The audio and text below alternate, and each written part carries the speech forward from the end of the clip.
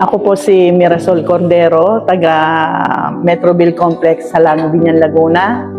61 years old at isa po akong OFW. Ang problema ko po ay may hypertension ako, may sciatic, may gout. Last February, nagpa-medical ako.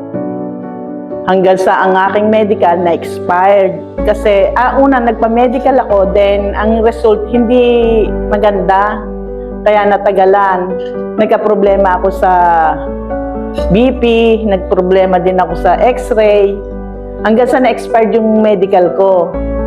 Then after that na tumawag uli yung agency na kailangan magpa-medical ako. Sabi ko, ayoko kasi ang BP ko mataas, 172/106. Ngayon sinabi ko kay Tess, sabi niya sa akin, bago ka mag-medical, mag-try ka ng Nutricel. Sabi ko, ano ba yan? Hindi, lagay mo lang sa ilalim ng dila mo. Kaya tumawag ako sa agency, sabi ko, magpapamedical ako Monday.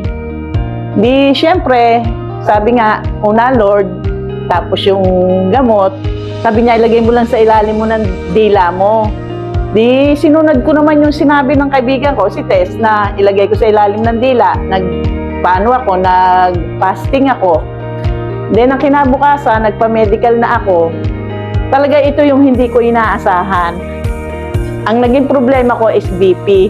Nang binipi ako ng doktor, 120/80. First time in my life na nagka-BP ako ng 120/80.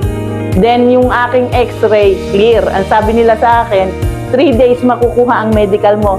Kinabukasan, nakuha ko, fit to work ako.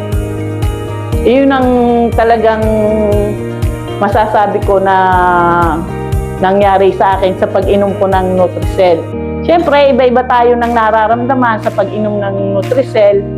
Kung ang naramdaman ko sa akin ay yung ganon sa iba, hindi ko naman masasabing ganon din ang mararamdaman nila. Thank you.